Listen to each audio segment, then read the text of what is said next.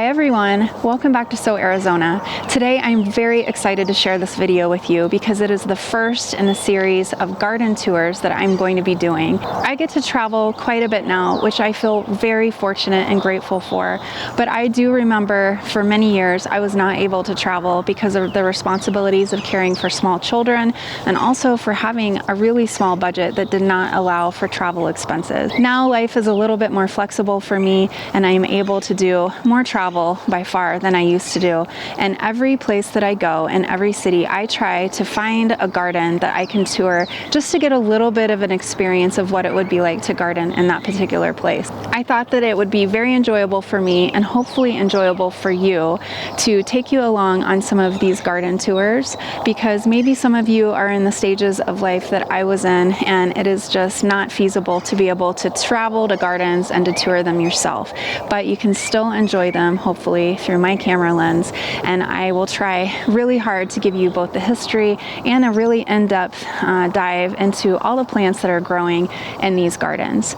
The first one that I'm taking you to is Sherman Library and Garden. That is in Corona Del Mar, and that's in Southern California. It was a happy little surprise garden that I was not expecting to find a few years ago, and I have returned back to that spot again and again over the last few years because it is such a beautiful little garden. So I thought, since I have experienced many happy hours there, that I would start with this garden and share it with you. I'm going to start with the outside of the garden, and as I circumnavigate it and show you the beautiful plantings that are around the outside of the wall, I'm also going to give you a little bit of history of the place, and then we'll go inside and tour each one of the 12 gardens together. Welcome to the Sherman Library and Gardens. If you've never been here before, you might not expect to find such a peaceful spot in the middle of Corona Del Mar. It's a small garden, just 2 acres, but every inch has been carefully and beautifully designed. Arnold Haskell founded the garden on the 3 pillars of history, horticulture, and art, and he named it in honor of his longtime mentor, Moses H. Sherman. In the 1950s, Arnold Haskell bought a small adobe home in Corona Del Mar to use as his office. He built an additional building, which houses the research library today. Throughout the next decade, he purchased the surrounding lots around his adobe home and owned the entire block by 1967. Haskell donated this property to Sherman Foundation in 1967, which he had previously established with Sherman's daughters in 1951. Through the following years, Haskell turned the property into the botanical garden and research library we enjoy today. There are an impressive 12 separate gardens. According to the brochure at the entrance, the collection includes 100 species of palms and 130 different varieties of begonias. The property also has a small but extensive research library focusing on the Pacific Southwest that includes 15,000 books, photos, manuscripts, and maps. I never miss an opportunity to visit this lovely garden when I'm in Orange County. Let's take a walk and see what makes this place so special. The Fern Grotto. Inside the back entrance, you can step into the Fern Grotto and suddenly everything feels cooler. Wooden slats overhead create lovely shade patterns for ferns of every shape and size that fill each corner. It's easy to forget that you're just minutes from the beach and off Highway 1.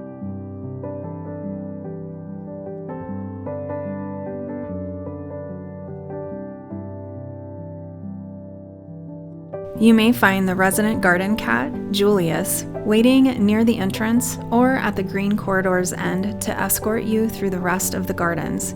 He's usually a good sport and tolerates pets from visitors. The central garden. Right in the middle of the gardens, there's a tiled fountain surrounded by colorful flowers. It's a favorite gathering spot. You'll usually find people enjoying the view from the cafe that flanks this beautiful space. The flowers change with the seasons, so they look different each time. During previous visits, I've enjoyed the pumpkin displays in the fall and the tulips in the spring. Spend some time here, soaking up the color and listening to the hum of bees dancing from bloom to bloom. The Tropical Conservatory. Following the curved path to the right will bring you inside the Tropical Conservatory. This warm, humid greenhouse showcases exotic plants that grow in tropical conditions. Inside, you can explore a vibrant mix of tropical palms, anthuriums, gingers, and a stunning rainbow of orchids.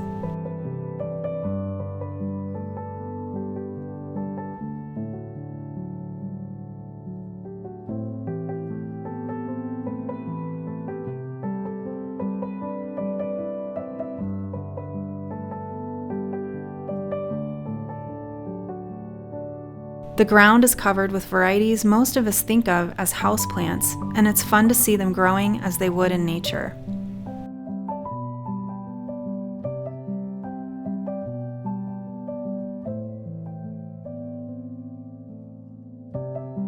A central feature of this conservatory is a shimmering koi pond, complete with a cascading waterfall, creating a lush, tranquil atmosphere. I love to sit and watch the turtles basking on the rocks in their tropical paradise. They are clearly living their best lives.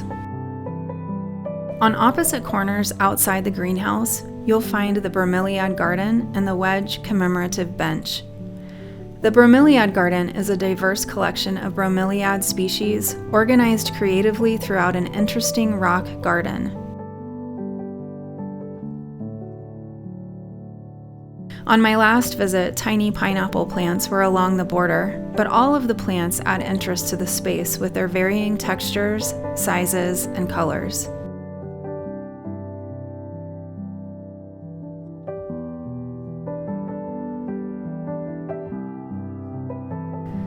The wedge garden space, opposite the Bromeliad garden, is a shady spot to sit on a commemorative bench beneath green canopies.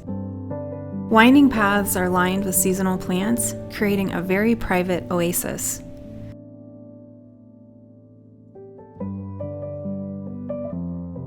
Finally, in front of the corner of the greenhouse is the Mediterranean climate garden. Here you can look up to see hummingbirds feeding on tall towers of echium or down at otherworldly protea. Moving on from the tropical conservatory, we come upon the formal garden. As a passionate vegetable gardener, I find this garden most appealing. It combines formal gardening elements such as box hedges and statuesque ladies with edible plants integrated into the design. As with several other spaces at Sherman Gardens, this garden changes with the seasons, so expect a surprise each time you visit. I love the interesting play between formal and useful composition. The sun garden. It is hard not to be cheerful when strolling down these paths. The path continues from the formal garden to the sun garden, the second of my favorite spaces here. A silly otter with an umbrella looks over the central pond.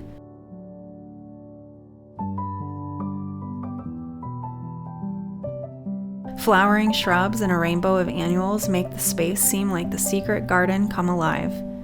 This garden is also changed each season, and the combination of flowers always dazzles and invites a few lingering moments to watch the butterflies and the bees flit from flower to flower. The Specimen shade garden. As the path continues, it becomes a quiet, magical place. Air plants march up tall palm trunks.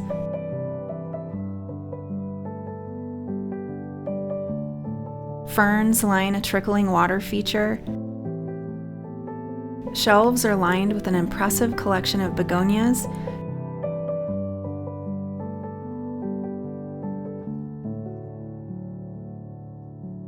And the ground is covered in a field of shade-loving plants.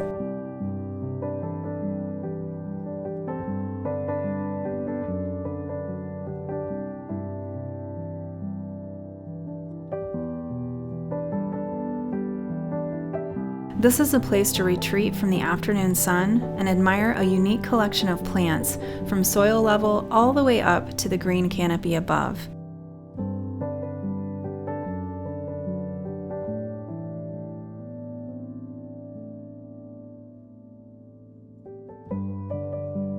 The tea garden. The tea garden is off to the side, tucked into the shade. This sheltered area with camellias and azaleas creates a cool retreat.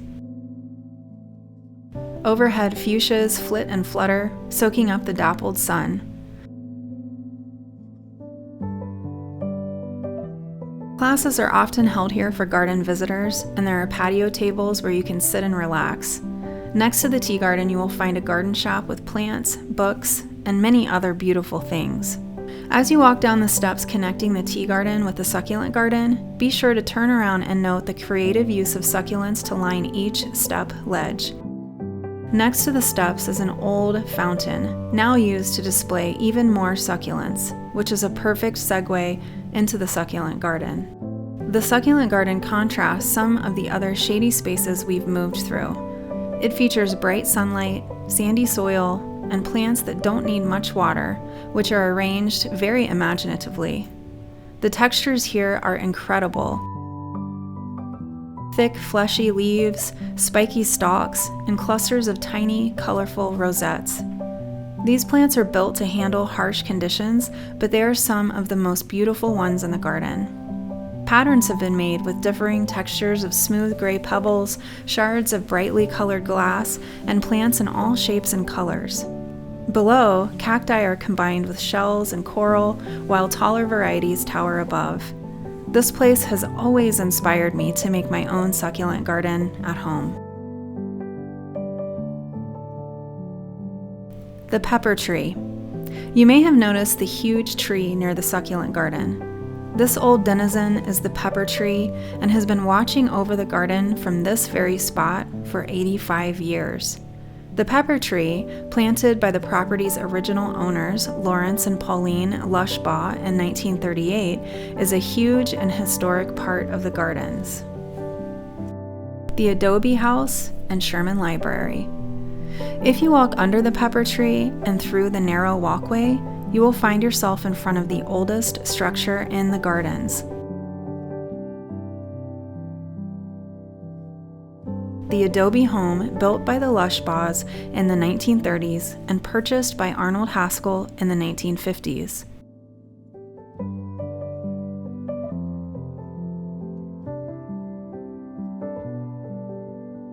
Vines wind their way up wooden posts to crawl along the roof.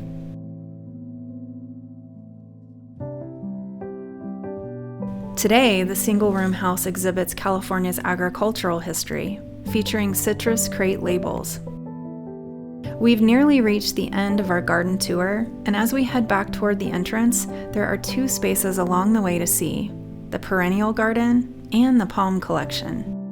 The palm collection features exotics such as bananas, pineapple guavas, and as the name of the space suggests, a variety of palms. The perennial garden is a wonderful example of how to layer plants of differing heights, colors, and varieties to decorate a space to enjoy for future seasons.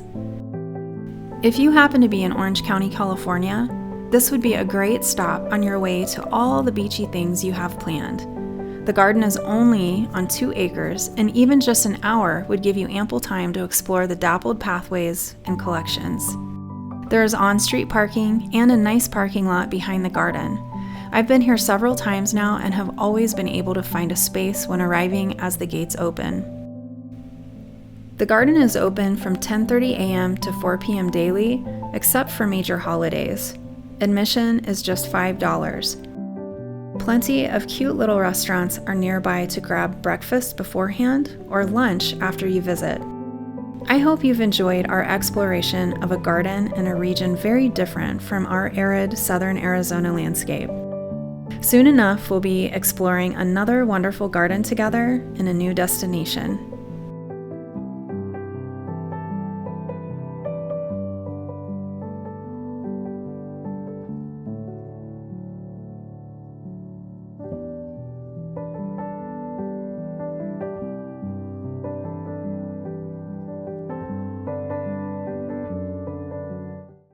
I hope you enjoyed that garden tour of Sherman Library and Gardens.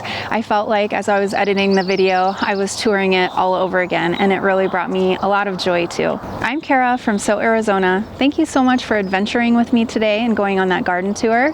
Until next time, happy gardening.